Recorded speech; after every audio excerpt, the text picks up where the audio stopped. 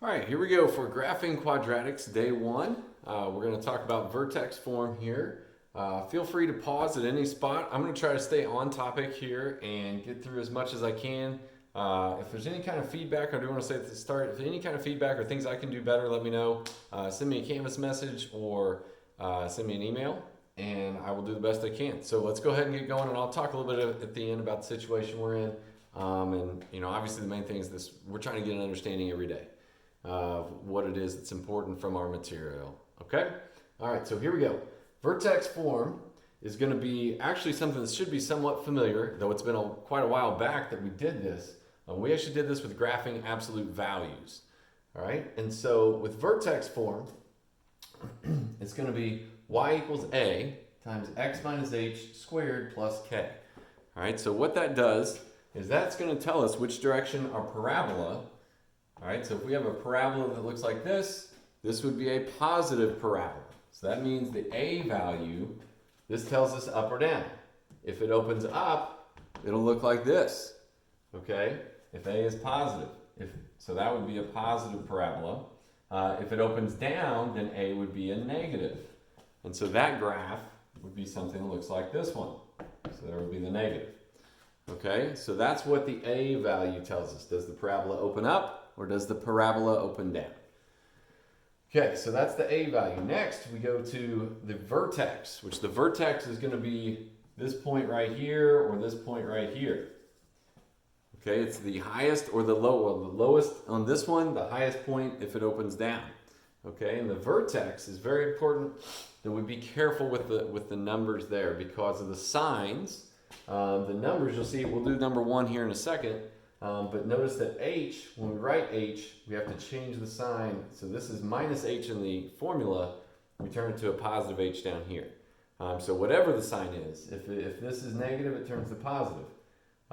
If this is plus, we're going to change the sign. We'll talk about that when we'll do an example with that. And that would change to a negative here. All right, the k value stays the same. So the tricky part is that one of them changes, but one of them doesn't.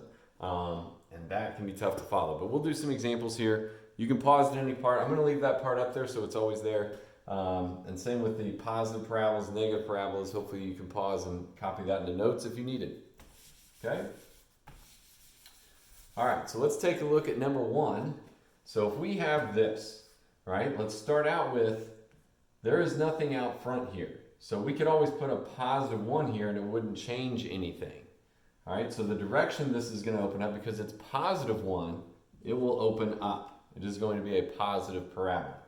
All right, now after that, we look to the vertex. So I'm just going to put a V for vertex there. All right, and the vertex is going to be these 2 points.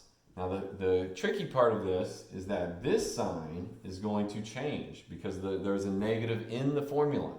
So this becomes positive 4. This one stays the same, positive 2. So that will be our vertex. All right, so we go to the graph. The vertex is at over 4 up 2. So that is right there. All right, now from there we know it opens up, okay? And with the parabola, we have a line that runs down the middle. We call that the axis of symmetry.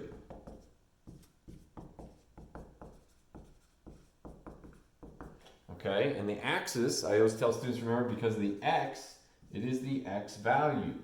So the axis of symmetry runs right down through here. Okay, and then the parabola is going to open up this way. So these 2 points, we go here, up 1 and over 1, up 1 and back 1, and we get this. So here is our parabola. Okay, now these 2 points are what we call symmetric points. So this vertex is at the point 4, 2. So the symmetric points, sometimes they're interchangeable. It doesn't matter which one you write first. Just understand that would be at 3, right 3 and up 3. And this symmetric point would be at over 5 and up 3. So there you go. Feel free to pause at any spot. I know I've said that before, but all of this is important. All of this are things that we can see on questions on our assignments and eventually on the test once we get there later on. Okay? So there's number one.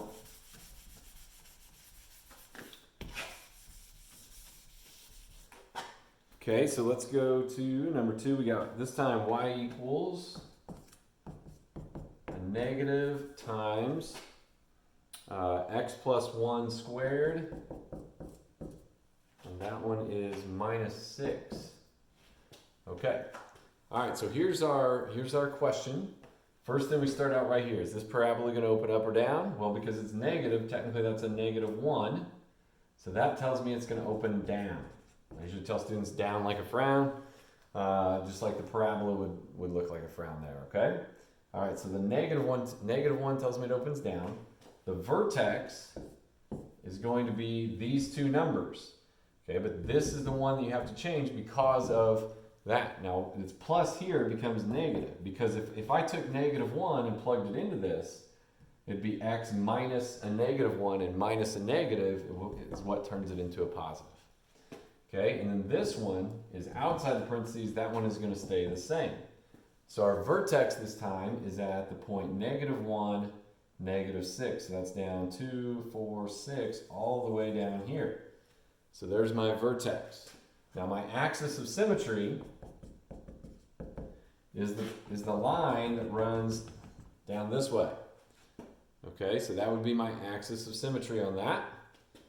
So that's going to be x equals, it's always the x value, because this is the x, this is the y. Whatever the x value is, that will become my axis of symmetry.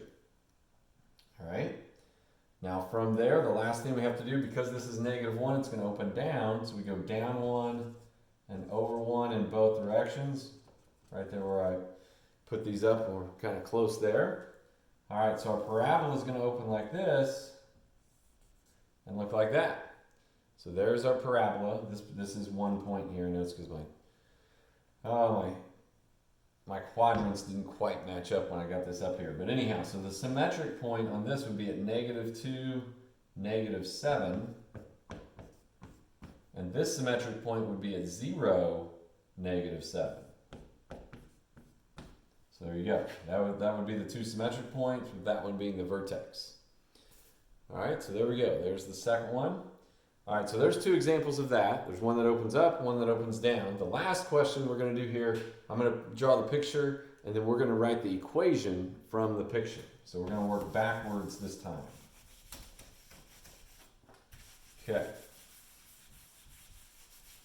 All right, so last one here, I'm just going to have 3 examples in the notes. So here we go. For number 3, we're going to have the point right here, and this parabola runs this way, opens up like this. All right, so if you are given a picture, and we have to write the equation from it. So basically what we're going to do is we're going to fill in the blanks here. So we'll have x here, and we got to fill in all these blanks. All right, so my advice when you're given one of these, I would write down what is the vertex. So in this case, the vertex is the point -4 and up 2. So -4, +2. All right, so that is our vertex. Now it opens up, so this is going to be a +1. So we get on the test with something like this, this is actually, you could get away with leaving this blank, because technically the 1 we don't have to write out front.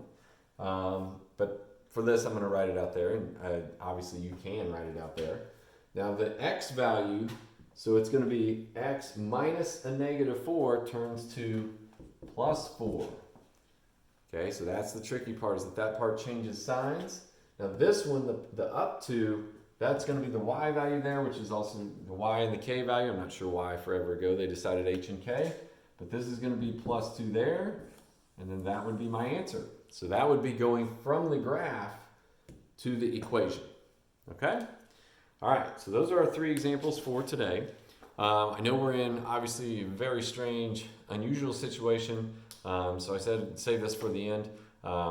You know, the main thing is that you guys are doing everything you can to help your understanding. It's like I said, it's kind of an unprecedented, we've said this before, you know, at this point in time, we're not back in school this year, so this is really, you know, I'm going to put everything I can into this and trying to give you guys good examples. You can also check out Virtual Nerd, which I'm going to put links on the Canvas site. Those are other good examples that you guys can use. I think it's a lot better formatting and you know, or maybe organization than I can do as far as video presentation. But just to help you guys out, that's another option. But as far as tests go, obviously, you know, homework and test count. The tests are going to count, and this is going to be your grade. This is the best we can do right now. So you want to put everything you can into it. There's no shortcuts. If you're going to use things online to try to figure out answers and not really put in the work, unfortunately, because hopefully, obviously, we plan to be back in school next year. If you're moving on to geometry, it's going to come back to bite you if you don't put in the work now and try to learn this stuff. So I want to do everything I can to help you. Please reach out and let me know if there's anything I can do. And obviously, after having one test down online, I think probably some people realize that this is for real now. This counts towards your grade, and you want to do the best you can. So let me know if you have questions. If there's anything I can do better, let me know.